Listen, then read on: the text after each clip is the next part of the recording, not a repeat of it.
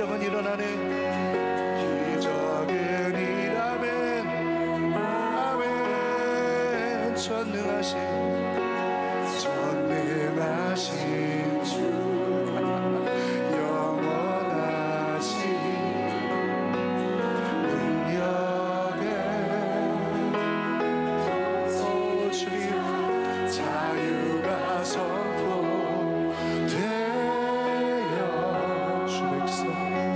주 백성 돌아오네.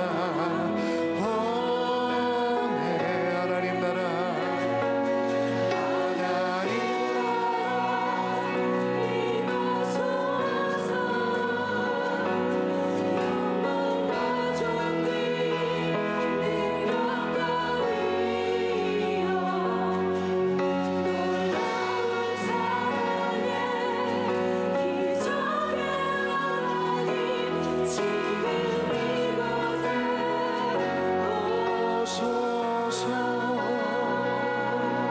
다시 한번 찬양합니다. 주의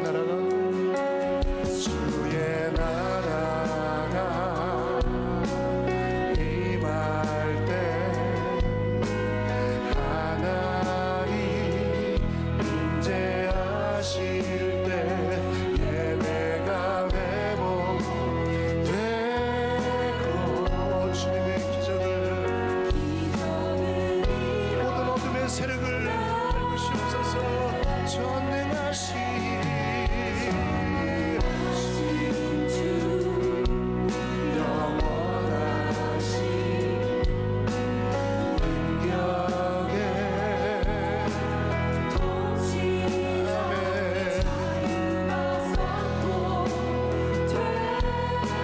주님의 백성이 돌아오며 이 땅이 회복될 것을 선포합니다. 주님 할렐루야. 다같이 하나님 나라 임하소서. 영광과 존귀 능력과 위엄 놀라운 사랑의 기적의 하나님 우리 다시 한번 선포합니다. 하나님 나라 임하소서. 하나님 나라 임하소서. 이곳에 지금 이곳에 영광과 위엄 놀라운 사랑 기적의 하나님 지금 이곳에 다시 한번 믿음으로 선포합니다. 하나님 나라 임하소서. 하나님 나라 임하소서. 영광과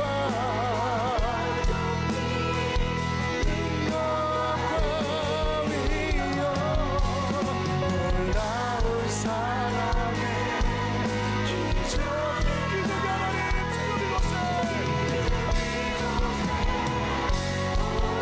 다같이 선포합니다. 주 높고 위대하심을 주 높고 위대하심을 크게 외쳐 선포하네. 만왕의 왕 주 하나 지금 이곳에 나타내시옵소서. 다시 한번 주 높고 위대하심을 주 높고 위대하심을 크게 외쳐 선포하네. 만왕의 왕 지금 다같이 선포합니다. 하나님 나라 하나님 나라 임하소서. 영광과 존귀 능력과 위엄 놀라운 기적의 하나님 이 땅에 주님이 필요합니다. 주님 다시 한번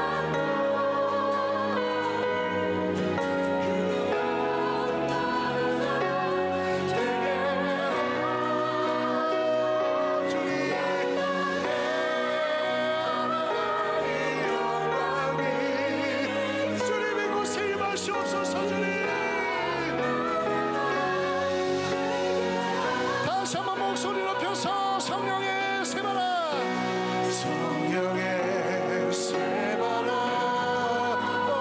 이 땅에 부어소서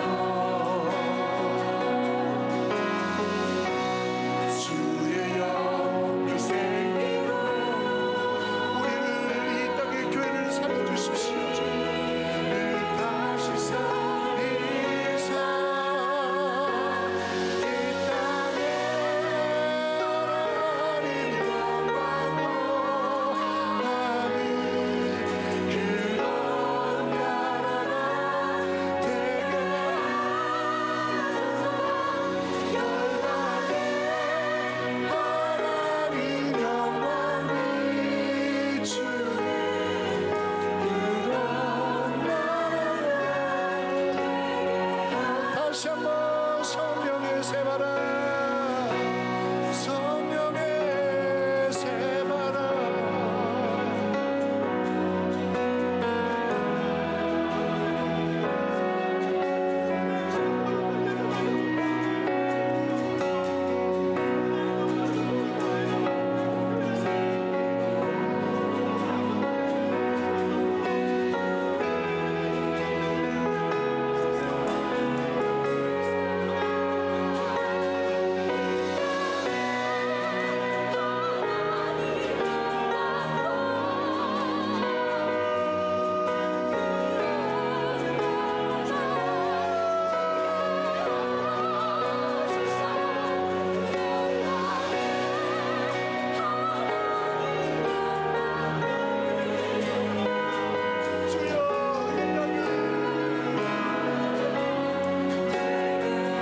우리 다시 한번 이 땅에 하나님 영광 원하니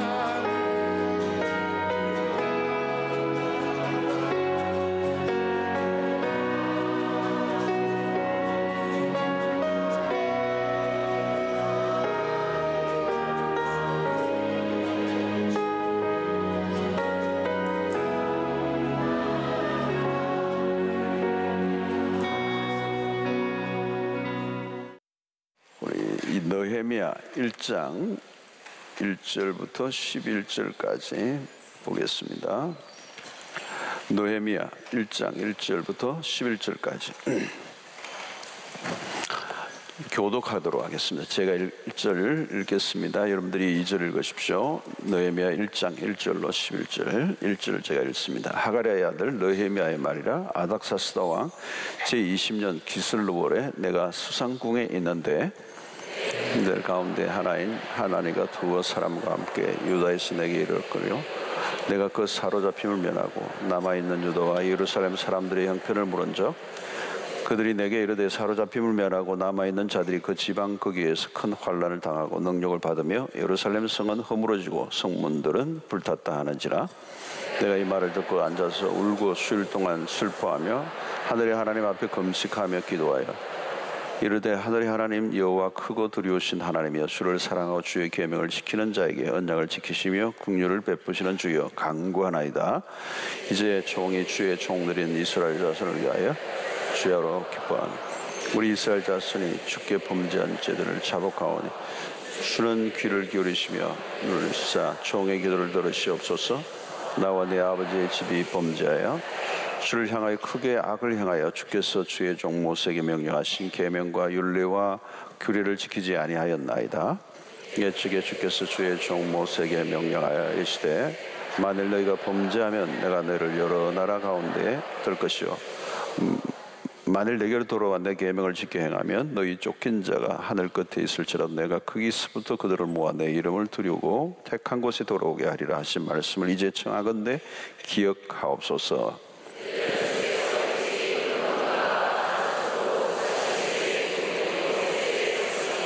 같이 보겠습니다. 주여 구하오니 귀를 기울이사 종의 기도와 주의 이름을 경외하기를 기뻐하는 종들의 기도를 들으시고 오늘 종이 형통하여 이 사람 앞에서 은혜를 얻게 하옵소서 하였는데 그때 내가 왕의 술관이 되었느니라. 이스라엘 역사는 우리가 잘 아는 것처럼 시련의 역사입니다. 우리나라하고 참 비슷한 게 많아요. 우리나라하고 참 비슷한 게 많아요. 역사 속에 많은 외침이 있었고 나라를 빼앗기는, 출애굽 이후에 이스라엘 백성들이 태동하죠. 그 고센이 일어난 땅에서 히브리 민족이 아주 번성하고 결국은 요셉을 알지 못하는 왕이 나타나서 이 히브리 민족을 학대하기 시작하고, 때가 되어서 애굽에서 모세라는 이 인물을 통하여 이제 출애굽하는 역사가 일어났죠. 그리고 홍해를 가르고 가나안을 정복하고 나라를 이제 형성하는. 그렇지만 또 역사 속에 또 다른 고난이 왔죠. 이 바벨론의 유수, 바벨론의 포로로 붙잡혀가 70년이라는 그 노예 생활을 또 하죠. 그런데 이방 왕 고레스라고 하는 왕을 통하여서 이 이스라엘 백성들을 풀어주는 작업이 일어났습니다. 그래서 많은 사람들이 이제 자기의 고국으로 돌아갔죠.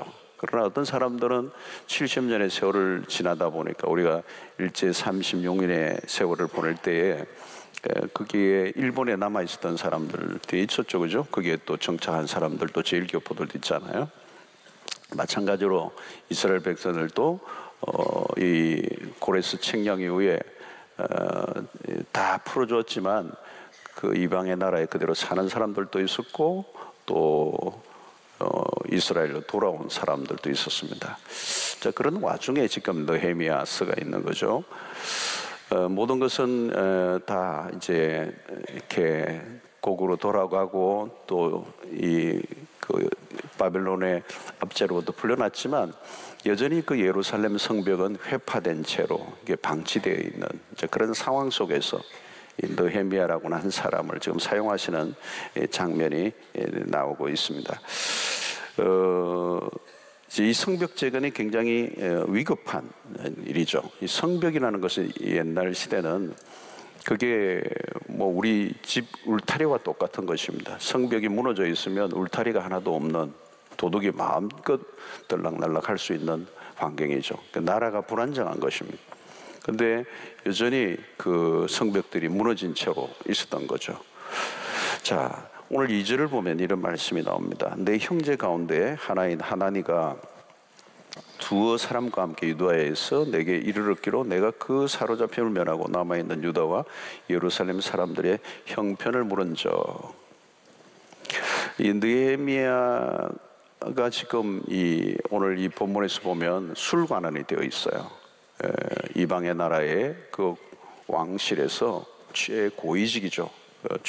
그런 자리에 있는 이 느헤미야에게 어떤 이 고국으로부터 온 사람이 소식을 이제 가지고 왔는데, 느헤미야가 예루살렘 사람들에게 그 형편을 이제 물었습니다. 그냥 지나칠 수 없는 조국에 대한 관심이 있었기 때문에 지금 예루살렘이 어떤 형편이 있는가 이렇게 질문을 한 것입니다. 이 질문을 한 것은 무엇이죠? 관심이 있었다는 겁니다. 예루살렘, 유다와 예루살렘에 대한 관심을 가지고 있었다는 거죠.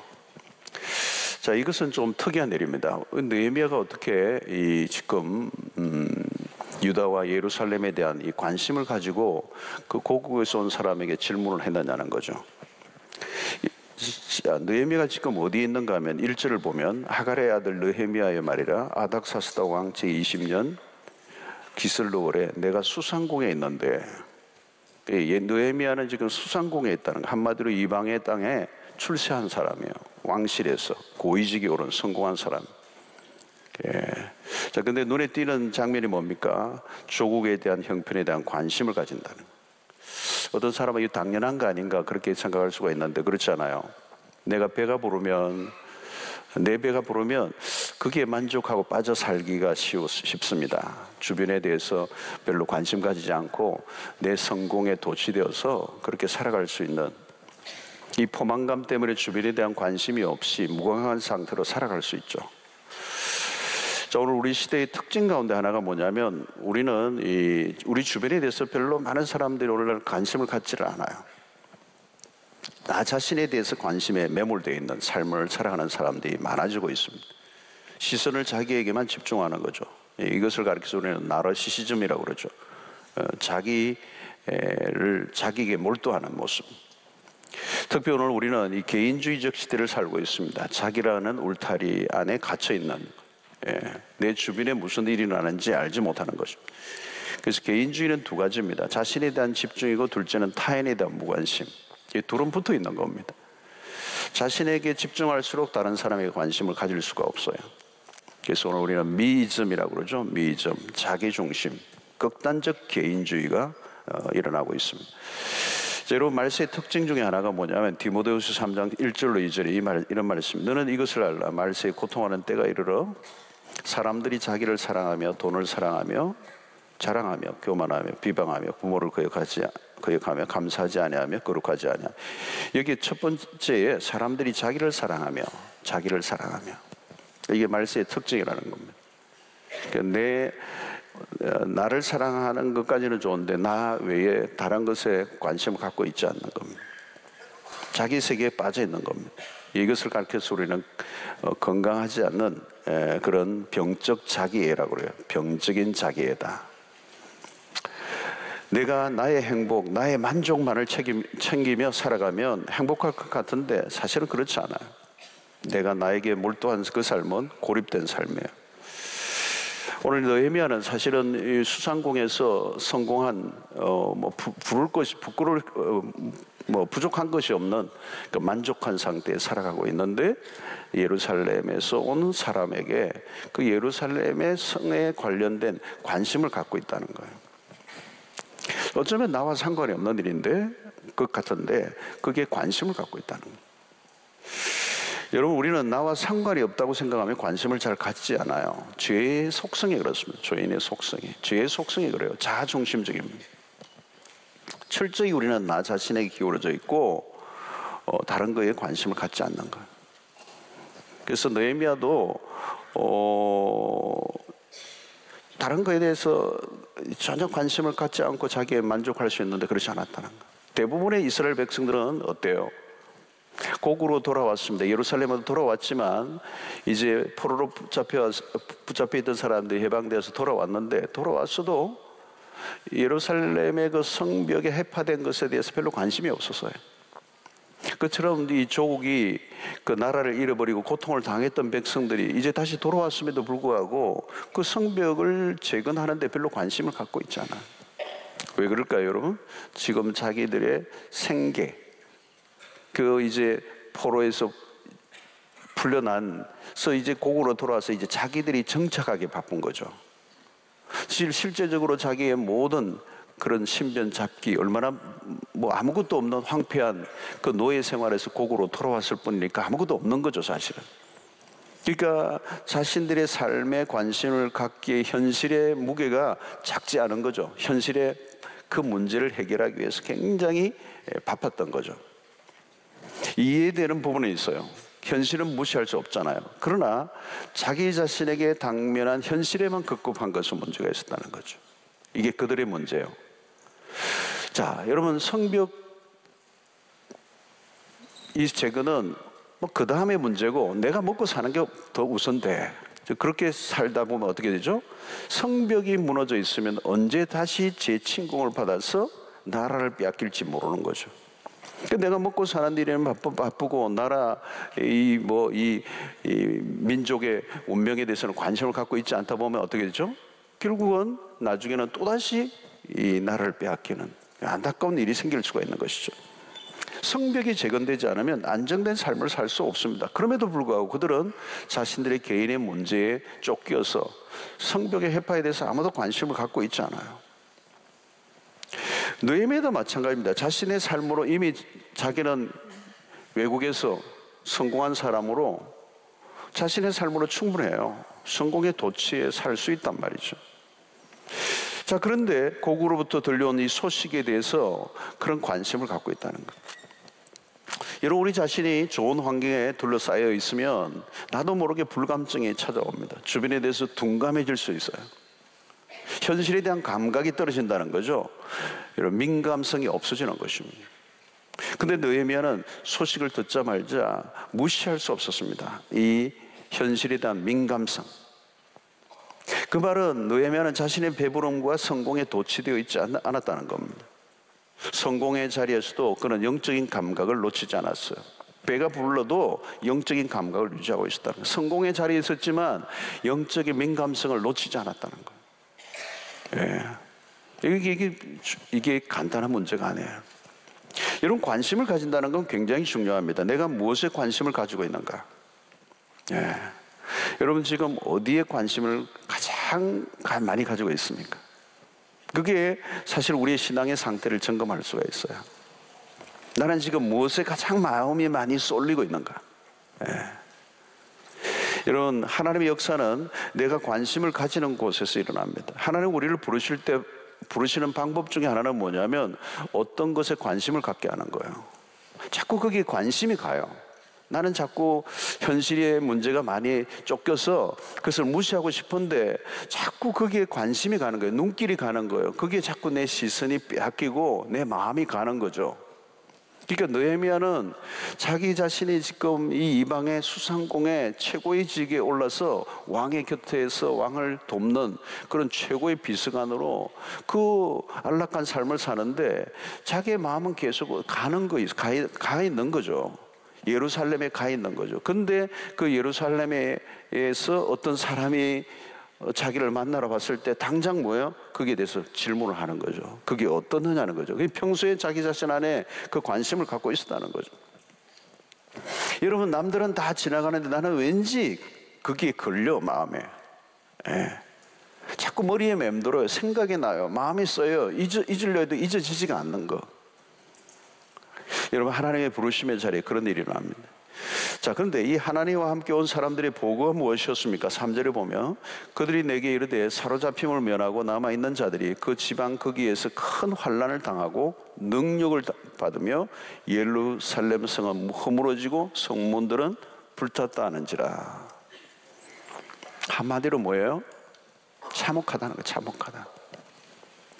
느헤미야가 접한 예루살렘의 상황은 절망적이다.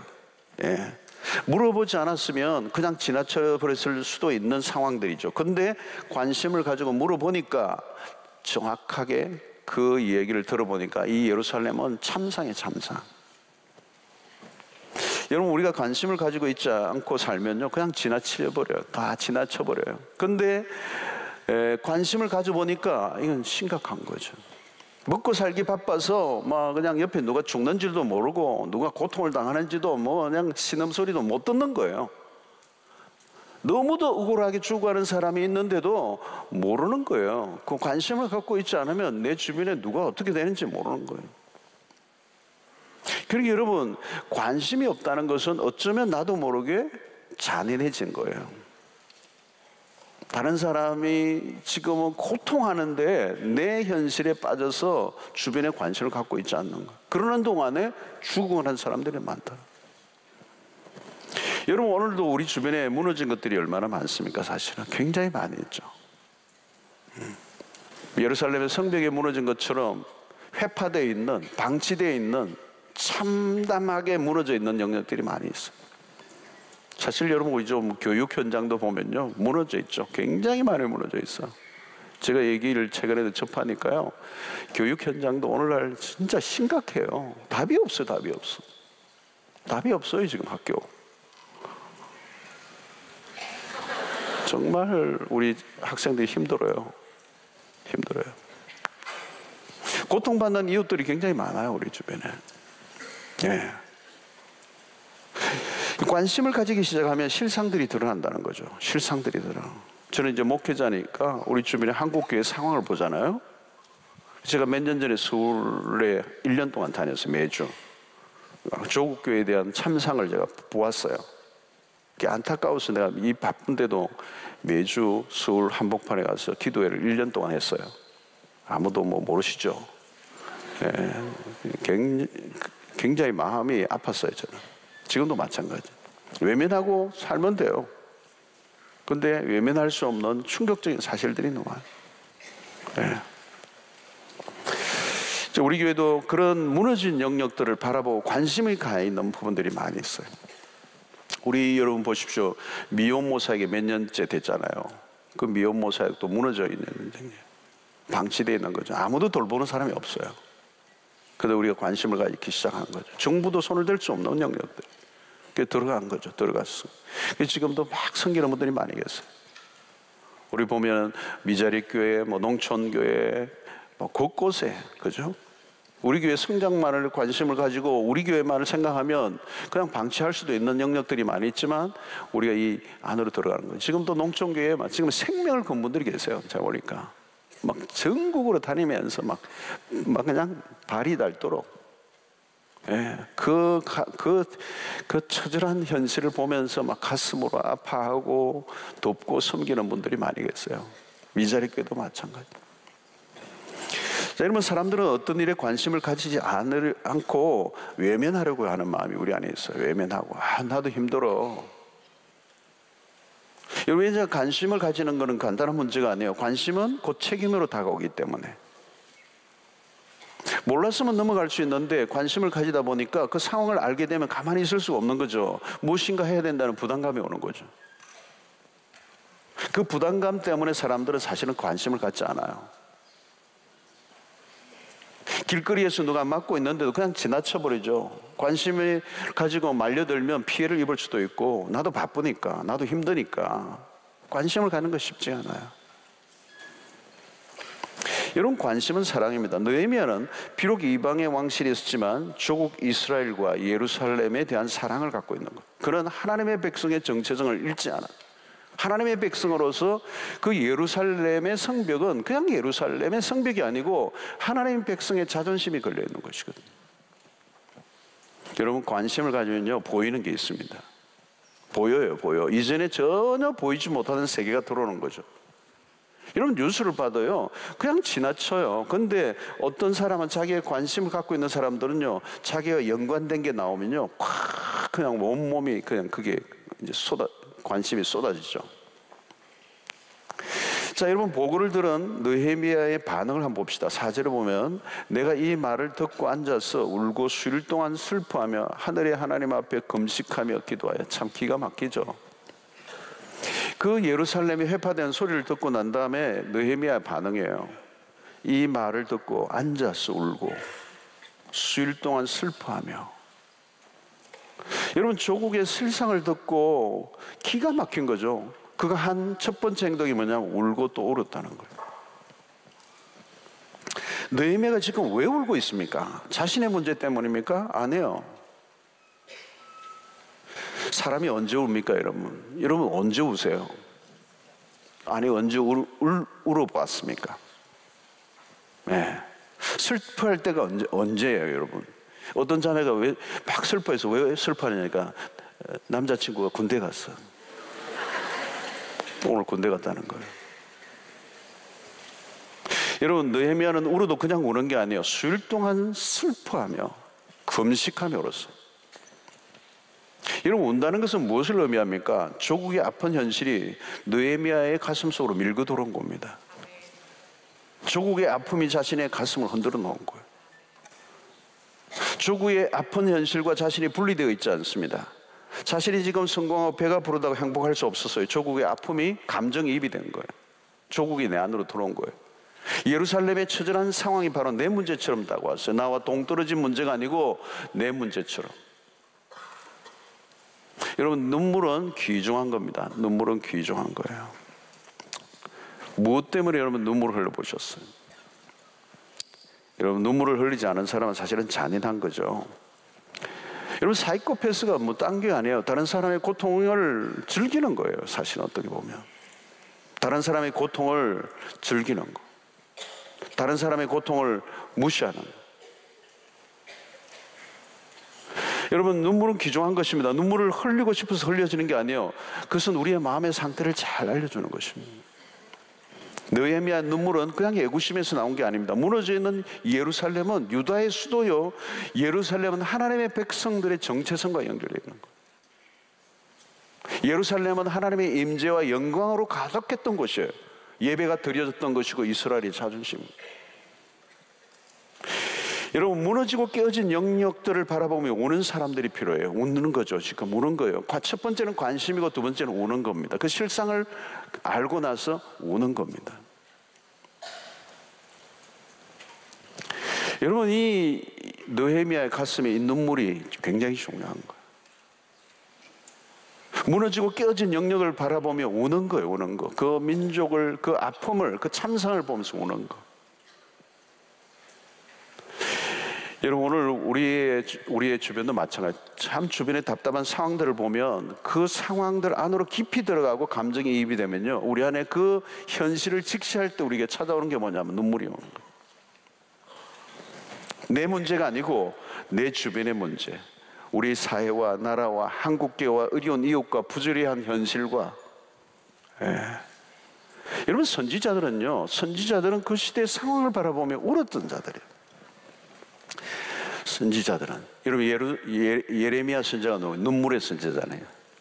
자신의 문제를 가지고 울었을까요, 여러분? 그러지 않아요. 그 민족의 아픔을 끌어안는 거죠. 하나님의 마음을 가지고 우는 자들이었다.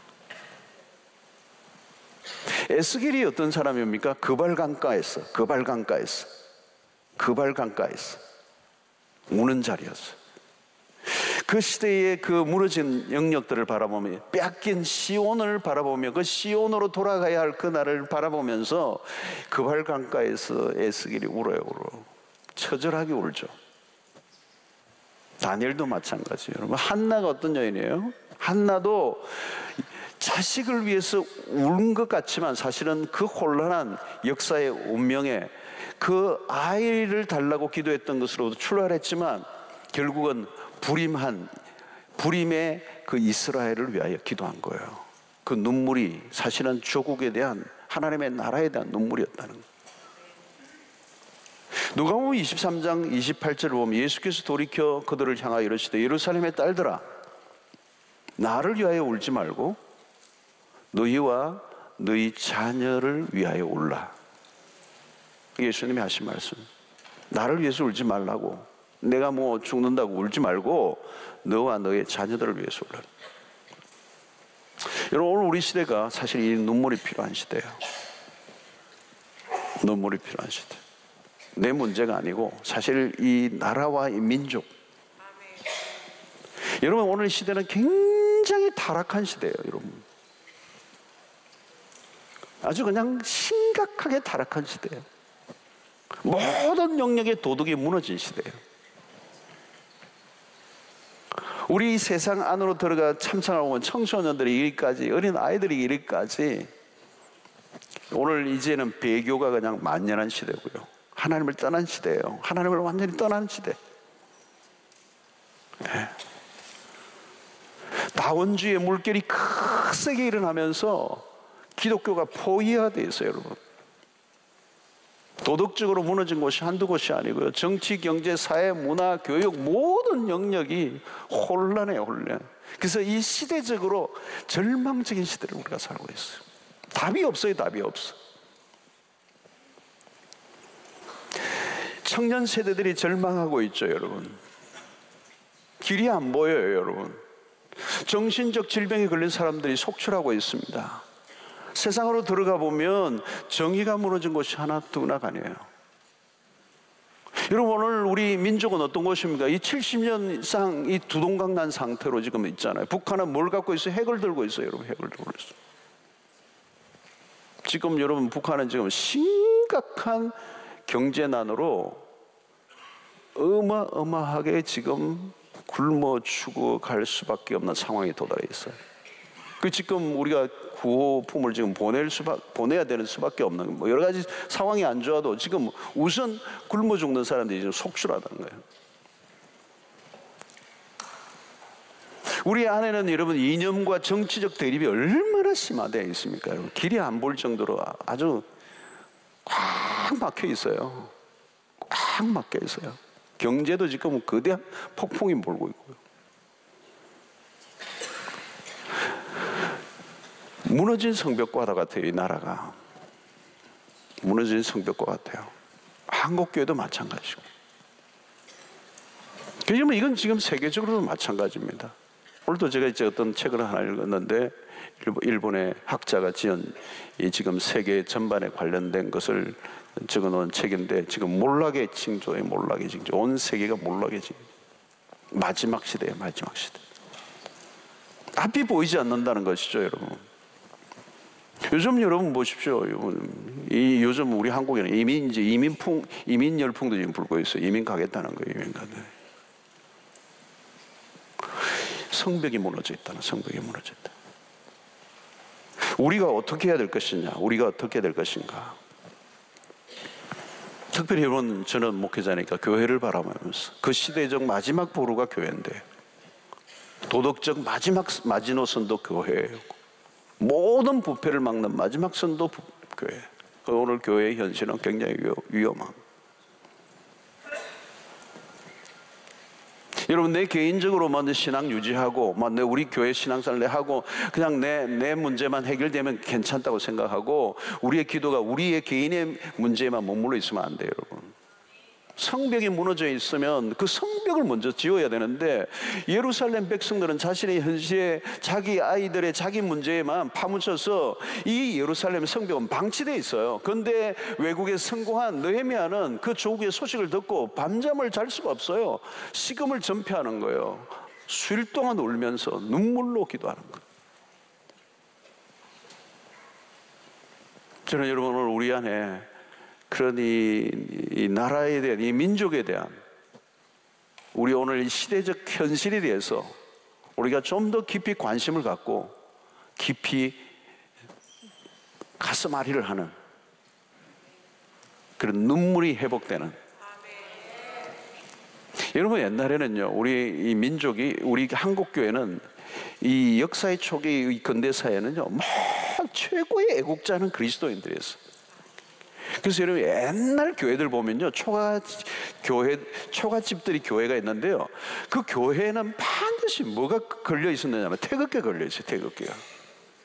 그 나라를 사랑했던 거죠. 나라를 사랑했던, 민족을 사랑했던 거예요. 민족의 지도자들이 나와서, 남강 이성훈 선생뿐만 아니라 조만식 선생님이나 많은 민족의 지도자들이 교회에서 나와서 교회에서.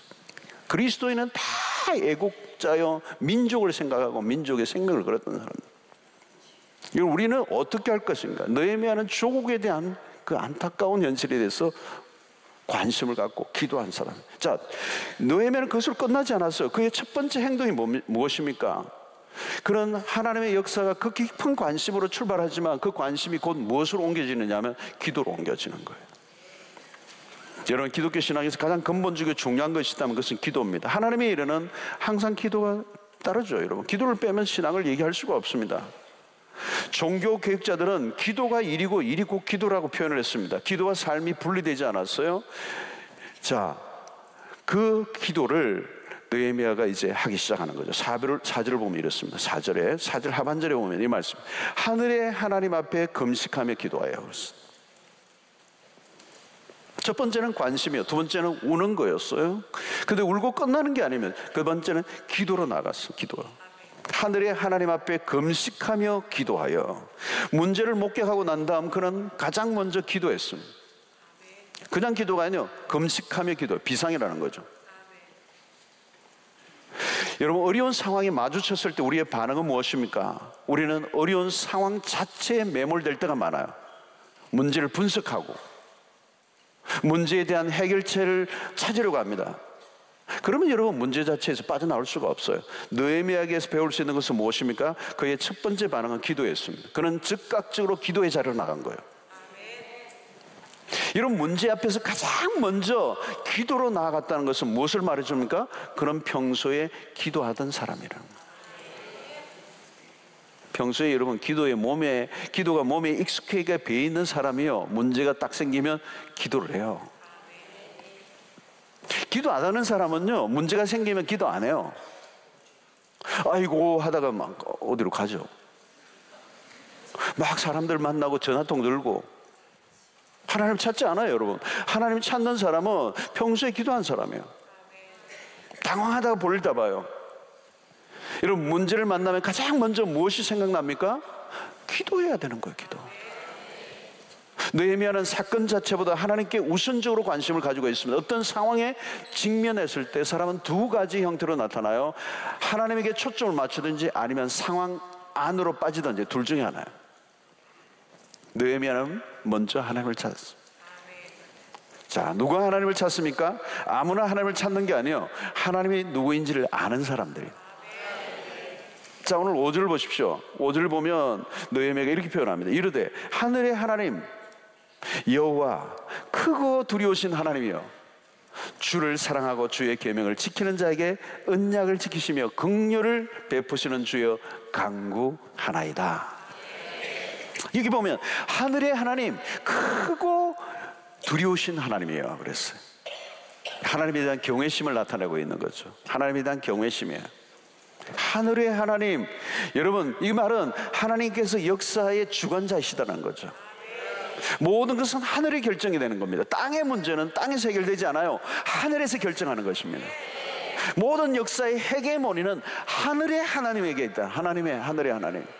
느헤미야는 문제를 풀 수 있는 분에게로 마음을 향한 것이죠. 여러분, 내가 마음대로 할 수 있는 것처럼 생각할 때가 있죠. 내가 누가 은혜를 받은 사람입니까? 내가 할 수 있는 일을 아무것도 없다는 걸 철저히 깨닫고 있는 사람입니다. 사실 여러분, 정말 우리 인생의 궁극적인 문제, 결정적인 문제는 우리가 해결할 수 없어요. 그러니까 여러분, 염려하지 마세요. 너무 어려운 문제가 생기면요, 그냥 밥 드시고요, 잘 주무시고요, 그냥 하나님께 맡겨버리세요. 자기가 낑낑거리고 있을 필요가 없어요. 큰 문제가 오면요, 땡큐, 하나님께 빨리 넘겨버리세요. 토스를 빨리 하세요. 그걸 자기가 들고 막 고민하면 어떡해요. 아, 이거는 내가 안 되겠구나. 하나님께 빨리 맡기는 거예요. 그리고 그냥 잘 주무시고 밥 드시고 룰루랄라 하고 있으면 되는 거예요. 이건 내 거 아닌가 봐. 그리고 하나님께 맡기면 되는 거죠. 여러분, 우리가 주관자가 아니잖아요. 우리가 능력이 있는 사람들이 아니에요. 성경을 보면 전부 다 뭡니까? 이스라엘 역사를 보십시오. 성경을 읽어보십시오. 하나님이 하시는 거잖아요. 모든 게. 너희는 가만히 있어 하나님이 행하시는 걸 보라는 거잖아요. 여러분, 홍해를 우리가 무슨 재주로 건넙니까? 여리고를 무슨 재주로 무너뜨립니까? 요단강을 어떻게 건너갑니까? 광야를 어떻게 통과해요? 못하는 거예요. 하나님이 하늘문을 여셔야 되는 거잖아요.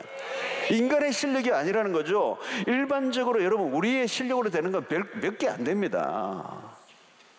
그러니까 중요한 것은 우리가 못하는 거죠. 그래서 이 느헤미야는 뭐예요? 크고 두려우신 하나님. 누가 기도합니까? 하나님이 얼마나 크신 분인가.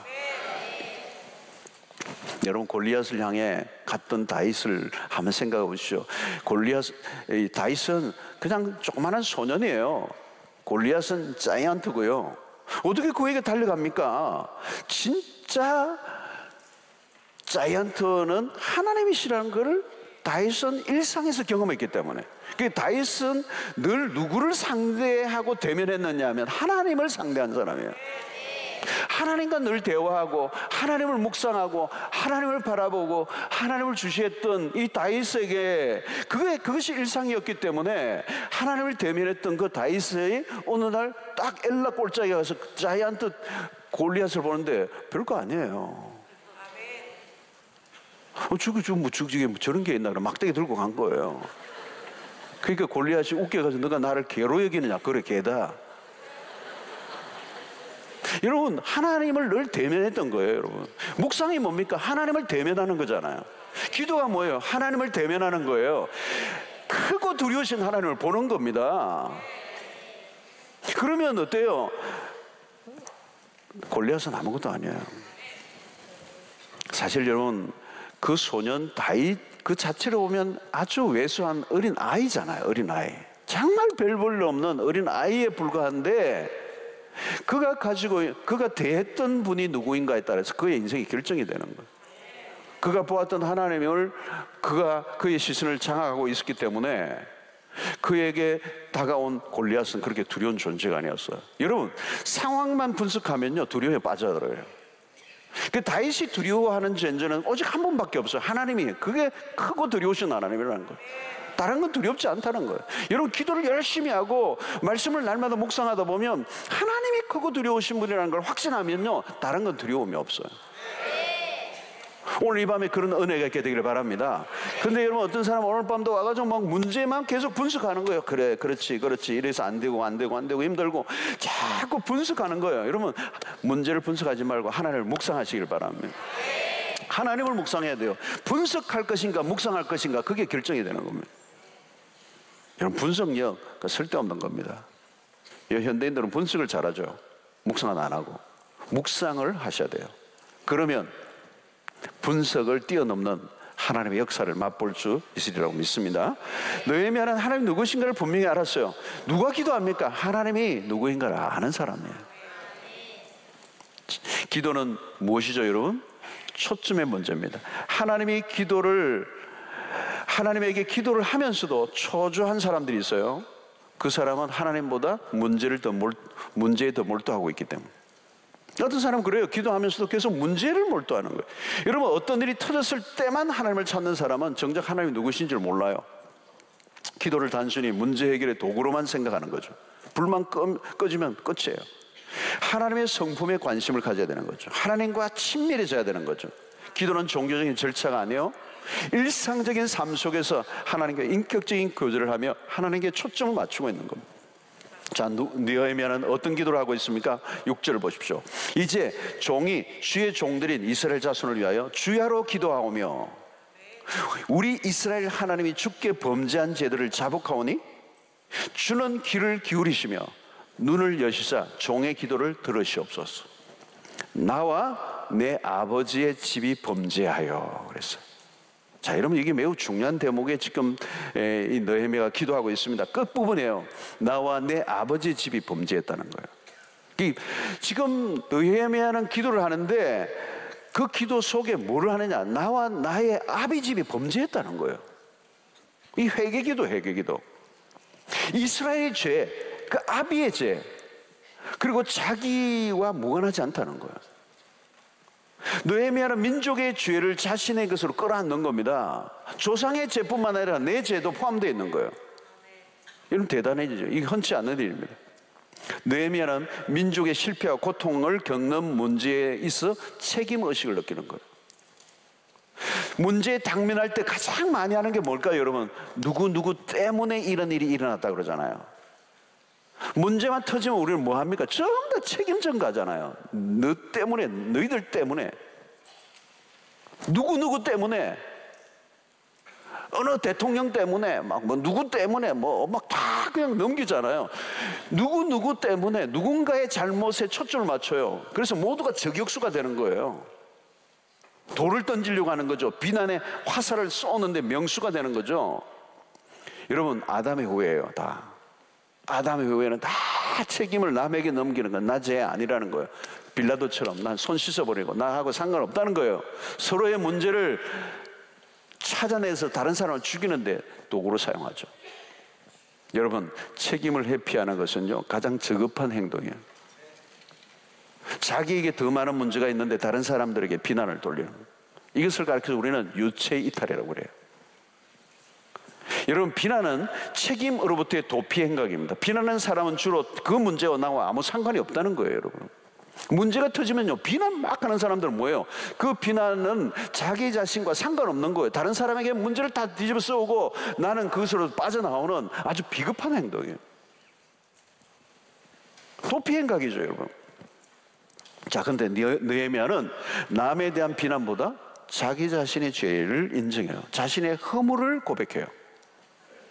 예루살렘 해파에 대한 백성들을 비난하고 싶은 마음이 없어요. 왜 저렇게 방치해 두었느냐? 어떻게 하다가 저렇게 해파됐느냐? 누구 때문이냐? 그렇게 사람들에게 어떤 비난의 돌을 던지려고 하는 모습이 보이지 않아요. 오히려 자신의 무관심과 책임의식이 없어 살았던 것에 대한 회개 기도를 하고 있는 거예요. 여러분, 느헤미야가 고백한 우리의 조상, 내 아비의 죄와 나의 죄를 포함한 것인데, 여러분, 느헤미야가 무슨 죄를 지었습니까? 겉으로 보면 느헤미야가 어떤 죄를 범한 것이 보이지 않아요. 죄를 지은 게 보이지 않습니다. 그런다 가만히 생각하면 느헤미야에게도 죄가 있어요. 자기가 인정한 거예요. 치명적인 죄가 뭡니까? 느헤미야가 지은 죄가 뭐예요? 우리가 쉽게 놓치는 부분 중 하나인데 그것은 뭐냐면 아무것도 하지 않은 죄예요. 하지 말라고 한 것을 안 한 것만 죄가 아닙니다. 사실 해야 할 것을 하지 않은 죄가 더 큰 거예요. 하나님의 백성으로서 해야 될 책임, 역사 앞에서의 책임. 나는 신앙 잘 지켰다고 끝이 아니에요. 신자는 신앙을 가지는 순간 나 홀로만 존재하지 않는다는 것을 인식해야 돼요. 여러분, 오늘날 앞부분에도 얘기했지만 개인주의적인 신앙이 강해지고 있습니다. 특별히 오늘 이 복음이 너무 개인주의화되어 있는 거예요. 복음이 개인주의, 복음이 개인의 구원에만 머물러 있는 거예요. 나만의 구원에 매몰된 신앙이에요. 예수 믿고 구원받는 거, 천국 가는 거, 자신의 신앙에만 믿는 거예요. 그래서 나 홀로 신앙해요. 나 홀로 주일만 예배 참석하고 술 담배 안 하고 그냥 양심 지키고 사는 걸 충분하게 여기는 거예요. 이 복음의 공공성을 모르는 거예요. 이 복음을 통하여 복음을 경험하면 복음은 절대로 개인주의화로 끝날 수가 없어요. 복음이 우리에게 찾아오면 이 복음이 미치는 영향력은 내 개인이 아니라 공동체와 하나님의 나라로 확장되고 한 민족이 아니라 모든 민족에까지 확장되는 역사가 일어납니다. 오늘 개인주의에 만연한 이 시대 속에 우리마저도 개인주의에 빠져 있지 않고 우리 교회마저도 우리 교회만을 생각하지 않고 이 역사의 운명에 책임감 있는 우리 교회가 사명을 다하는 교회가 될 수 있도록 여러분들 기도해 주시기를 바랍니다. 우리 수영노교회가 한국교회를 세우는 일에 쓰임받는 교회가 되기를 원합니다. 그리고 이 민족을 통하여 온 세계에 하나님의 복음을 증가하고 무너지고 깨어진 영역들을 세우는 아름다운 공동체로 아낌없이 쓰임받고 여러분들 모두가 그런 사명자로 살아가는 은혜가 있게 되기를 축원합니다.